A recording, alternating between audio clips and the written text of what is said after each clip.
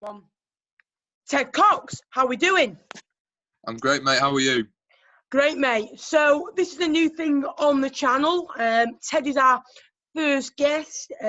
Hopefully this time he doesn't ask us to take it down after I've uploaded it. But how are we doing, mate? How are you finding quarantine with no football? To be honest, I thought this break without football would be great for me because I'll be able to focus on other things in my life, which seem to be important. But it seems life's just boring, mate. It's a massive gap out of my life, and I'm sure that's the same with everyone at home watching and everyone else who isn't watching. You know, it's huge, and it's really sad to be fair. But I'm happy that the Bundesliga is coming back, and soon other leagues will be too. La Liga's meant to coming back. Bundesliga, what's it like for you with no fans there? Because for me, it just doesn't seem the same. Like for me, football is all about going there, seeing your mates, and to be fair, I've realised how boring football is without that. Yeah, I mean, it's really weird to hear the players celebrate with no fans because, you know, usually, especially important goals, they'd be going mental, and so the fans, so you wouldn't really be able to hear them. You know, a bit like you'd that only Aguero hear goal with no fans in. Sorry, say that again. A bit like the Aguero goal with no fans in. Oh, another empty-ad joke. Ted is a big Manchester City fan. Yeah, I am, and I will I hear the day where you stop making empty-ad jokes? Absolutely not. No, but what's happened this season then? You're 25 points behind Liverpool. They've been absolutely unreal. I think they've been poor. I think they would have been a lot poorer if you would have been better. I think no pressure's really helped Liverpool thrive. Do you think City will be able to go again? You look at your team now and you think David Silva's coming to end of his cycle, Aguero, Fernandinho, and then you think your squad that you assembled 6-7 seasons ago is starting to break down a bit. How are you going to replace the Agueros? I know Rodri's coming for Fernandinho. Is Gabriel Jesus a long-term replacement for Sergio Aguero? Just the second best striker in the league behind Harry Kane. Well, I would like to start off saying I feel like this season hasn't been our year. Quite considerable amount of points behind Liverpool, and that's simply because they've been absolutely dominant. They've been so consistent each game, in and out, win. You know, they've only lost once, which was a great day. Don't get me wrong, but when you look at the grand scheme of things, they're also 20-odd points above everyone else, which is deserved. I feel like, unlike last season, this season we've had key injuries, Laporte, Sane, really big blows. We've had massive defensive troubles, especially with Vincent Kompany departing in the summer. So, and we haven't really filled in that gap, which is a shame. We thought Stones and Laporte, or Otamendi and Laporte, could have done it, but instead we've had to put Fernandinho at centre-back, which I have no problem with. I think he's unreal wherever he plays. Centre-back this season he's shown. Yeah. I think Laporte is that world-class centre-back, but he's had a long injury. He came back and he's got injured again. You seem to be hot and cold. 1 minute you seem to be brilliant and City are vintage. You look at the Villa game, you won 6-1. You were absolutely unreal. And Manchester United away in the Cup, again, excellent. But then Man United at home, you were poor first 45 minutes and you come out better, but United just let them come on to you like they do. It's hard to play against United when they literally, the old-fashioned way of counter-attack with the 4-3-3, with the pace of Rashford, Martial, Dan James. What do you think's happening in these big games for City? Because they don't seem to be up there. They lost to Liverpool at Anfield. They've lost to United home and away. And they struggled against some of the teams that you would think they'd do better against, like the Wolves as well. Yeah. To be honest, I think we're lacking that willing mentality, you know, that hunger that, you know, that gets teams going to want to win every game, the biggest games, you know. unlike last season, we were unbelievable. Maybe that was a factor because we were behind Liverpool and we were so close to, so close off them at the top, and eventually we did it. But I feel like there's been a lack of desire, and I think it's simply because we've been.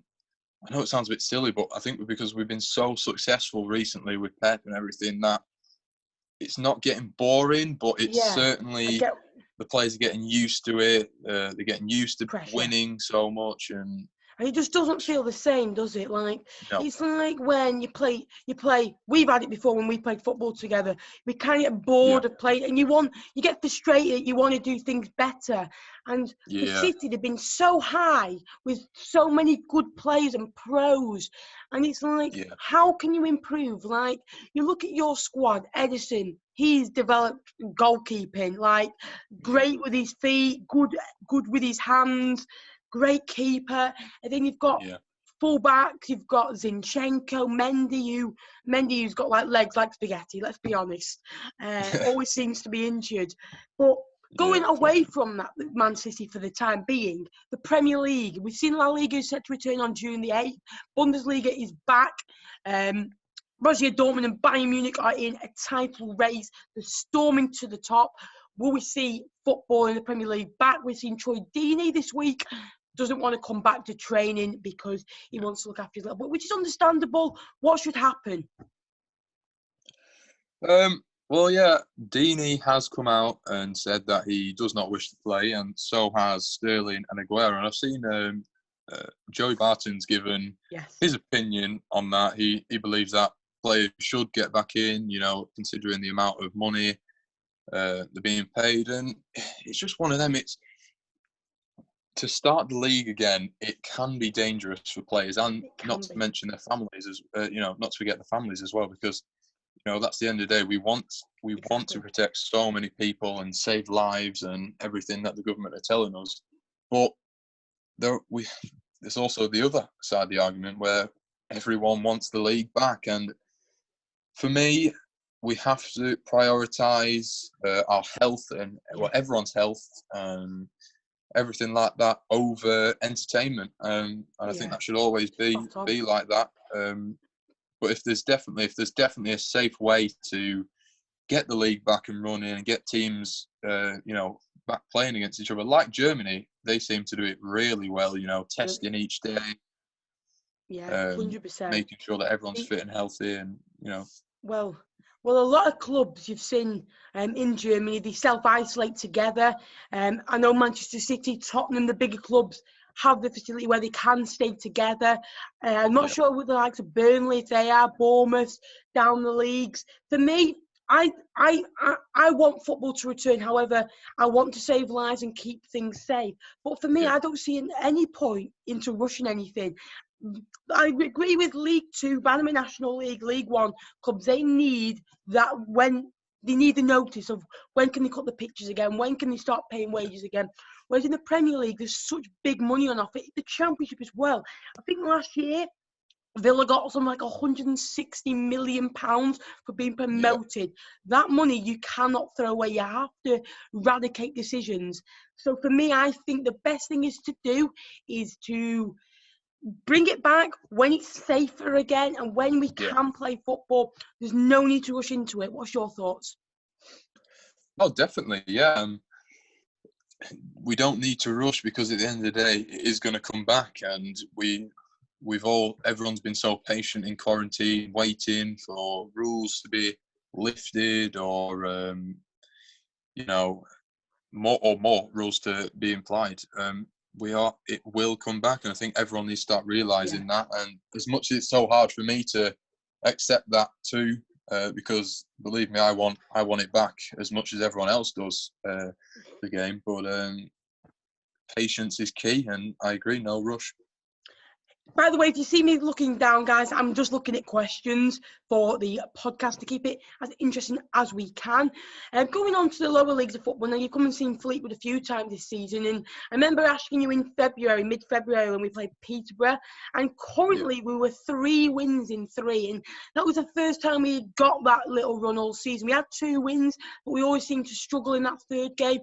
I asked you, and I quote now, do you think we'll go up? And you went, no. Next year. Now, just wondering, 9 games on from that, I think we won something like we won 3 and then drew 4, something like that. But all against good teams: Portsmouths, Peterboroughs, Sunderland. If the season had carried on, you think Fleetwood would have been in that promotion race? I think what I said was, looking back now, quite wrong. I really generally believe after the win streak that they went on, which was superb, every day it was brilliant to see all the wins that they were racking up. I think I was wrong to say that maybe next year. I think this year certainly could have been if we weren't to stop. I mean, we're at 5th place right now, already in the, what's it called? May. You know what I mean? Playoffs, yeah, sorry. Yeah, well, it would have been the League One playoff final yesterday. Yeah. Now, I just want to read you the League One playoff table now. I've got it here. Now, in League One, it's so close, and teams have got those games in hand, but they could easily lose them. Now, they want to do points per game, which is fair enough. So the league, as it stands, the top 9 are Coventry at top with 67, played 34. Rotherham as second, playing 35, 62. So there's a gap. So I always knew Coventry would go. We've only lost 3 times all season. Now, between Rotherham on 62, all teams have played 35 games in the playoffs. Oxford on 60. With a goal difference of 24, Portsmouth 60, goal difference of 17, Fleetwood goal difference of 1360, Peterborough 59, 35 games played, just outside of Sunderland 59, 36 games played. Now Wycombe 34 games in hand, 59 points. So Wycombe would actually leapfrog to 3rd, Oxford would go to 4th, Portsmouth 5th, Fleetwood 6th. Now Wycombe, without playing a game, got 5 places. One of the games in hand are against Coventry. Is points per game the only way we can separate it? Unfortunately, yes, which is not going to be beneficial for all the teams in the playoff zone, and maybe a little bit out of it too. But it seems like the only logical way, unless the FA or the EFL were to come up with, I don't know, maybe a mini tournament to sort of decide who goes up. And potentially who goes down, maybe. But at the moment, that's all that's been suggested. And to be fair, I've given it quite some thought myself, and I think that's the only way, really. Well, you talk about a mini tournament. This is another way they're talking about separating it. Now, funny enough, all those teams I have mentioned, they're talking about an 8-team tournament between Fleetwood would be in it, Oxford, Peterborough, Portsmouth, Wycombe Wanderers, Sunderland, Gillingham, who are currently 11th, just behind Ipswich, would leapfrog Ipswich on points per game. So imagine if Gillingham go up to 11th to get into the mini tournament and they got being 10th. It would be absolute madness. For me, I keep the playoffs. I think if you ask a Rotherham fan and Coventry fan, they're going to be a bit, end the season now. Peterborough chairman has been very vocal about the season needs to restart, and he's going to sue if it doesn't. You just look at the money involved, but it'll be interesting, won't it? Yeah, certainly. I mean, if you think about it, the teams there in the playoff zone are the best of the league, and I think it'd sort of be like a mini Champions League, even though it's in obviously the same league. It'd be the best of the best in the division. I think that would be really entertaining. And if they were to, obviously, maybe they wouldn't be able to broadcast it on television, but maybe, well, they'll be having Sky Sports do have the rights to the Football League, so they could get it back on their screens. Well, that'd be great then, because I feel like it'd be really, really interesting to see who can get on top of the, on the whole thing, and it'd probably be fair, but there obviously are flaws to everything that they would do to finally get a promotion spot for the third team. I think there'd be controversy, but it is what it is. We're in a global pandemic. Nothing is normal right now. We have to do something to get a team, the third place team, promoted. Absolutely, mate. Going back on to Manchester City now, we had a laugh about it, the corruption of UEFA. Now, Manchester City have been known for their big spending, and as much as we take the mick, I do like Man City fans. I think the ones at old school, Division 1, I remember them being down there. Now they're up high. There's some legends over the years, like Yaya Toure, Joe Hart. Those storylines are brilliant. But going back onto the Champions League, now, there's not going to be Champions League for a long time, at least with this. What's going to happen with Man City's ban? Is it going to get taken off to 1 year? What's going to happen, mate?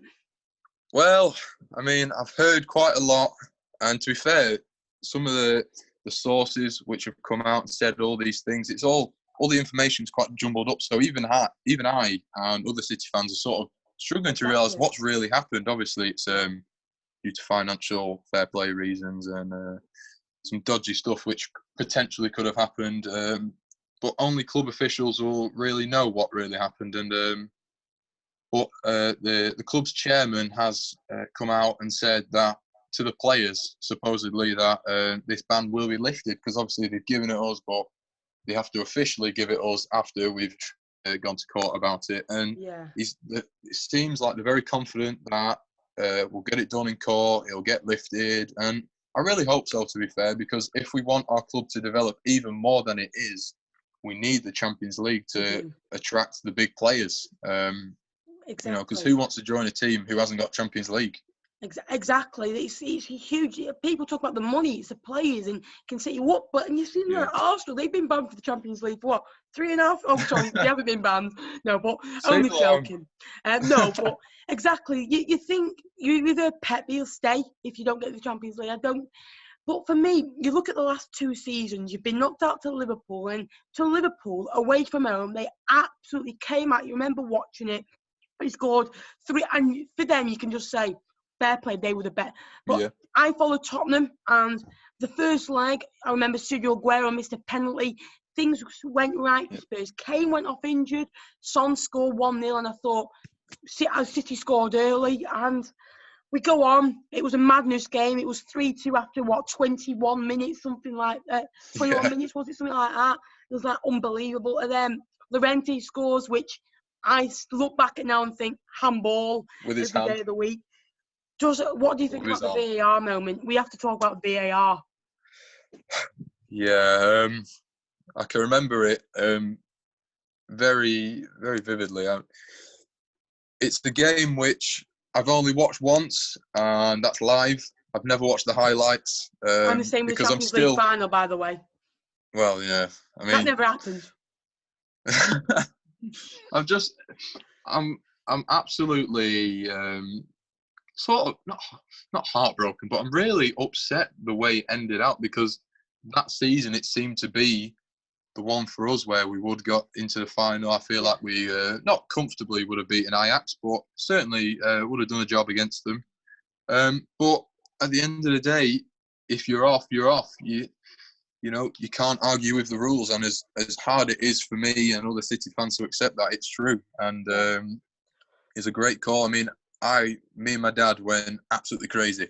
I remember and I bet you felt heartbroken. Well, literally, I was watching it at home, got the TV man, got the lamp, threw it, and went. And then I remember looking back and I thought to myself, does that touch? Was it David Silva, someone like that, or De Bruyne, someone like that? No, it touched Aguero, didn't it? Yeah, it was Aguero. I remember thinking, he's offside there. Because I remember, I don't know what Ericsson was doing. You last minute, you've got to kick it out. Oh, yeah. But VAR, it looks like it's here to stay. I remember watching Bundesliga, Dortmund, and it took 3 minutes to make a decision. For me, it's ridiculous. It took 4 minutes when City got a penalty against Spurs the other week, and the momentum's gone then. Yeah, it's weird, because I remember the FIFA World Cup in 2018, brilliant World Cup for all England fans, reinstalled hope into us. But the VAR that went on, which was controlled by FIFA, was so swift. Decisions were made in under a minute for penalties, and it was brilliant. I remember looking at it and think, if this is the future of VAR, then I'll be happy, because at the end of the day, I'm not annoyed about the decisions that they give. I'm annoyed about how long it takes for the decisions to be made. Yeah. And that's the thing that I think most people are annoyed about it for. So if they can get it, spot on like FIFA did, then I don't see why it should go. I think it should stay, if only it's quick, to keep momentum, to keep the fans from getting annoyed and ruining the atmosphere. So yeah. I agree, mate. Well, just finally, if the Premier League was to resume, we know probably we're looking at the Liverpool and Manchester City top two.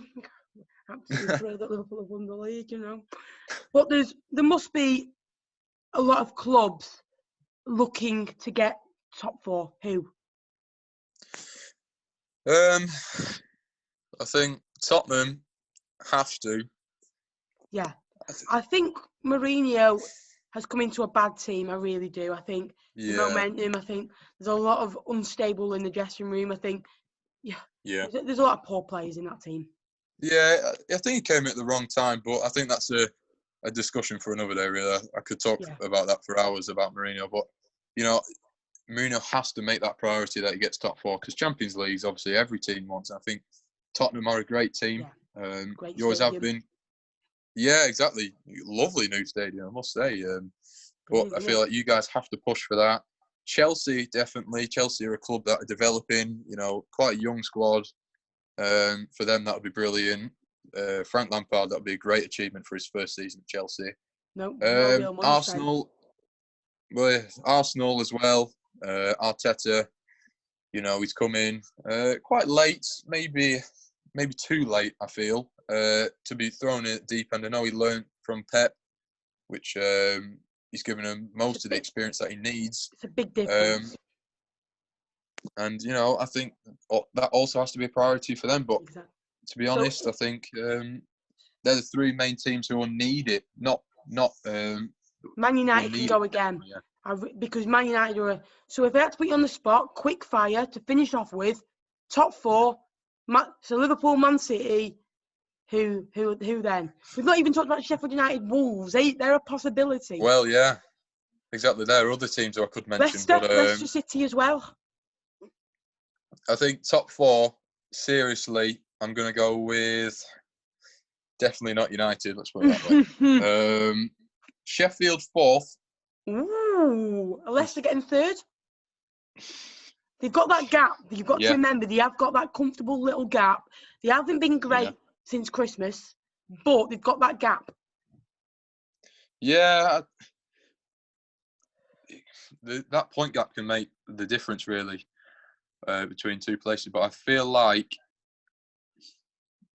it's really hard, really hard to choose. I'm going to go Chelsea, Sheffield. You think Leicester will miss out? Yeah, I think they'll absolutely. I think Leicester City, and I think Chelsea for fourth. I think United will get fifth, Sheffield United sixth, Spurs seventh, Wolves eighth, Arsenal ninth. I think Spurs will go on a little run towards the end. Yeah, I feel like that's really accurate, to be fair, mate. It's so hard to choose, isn't it? It's so hard to pick as well. I mean, mine could be really inaccurate, so could yours, but it's just, at the end of the day, it's how the teams have prepared whilst in quarantine and how they're still training, and if they can bring back the momentum that they had before the virus. Ted, perfect guest. Thank you for joining me, and we'll definitely get you on again. And we talk about accuracy. We don't want to see your penalty accuracy, but that's another video. Thanks for watching, and I will see you in the next one. Guys. Cheers, thank you very much, Teddles. Thanks, mate.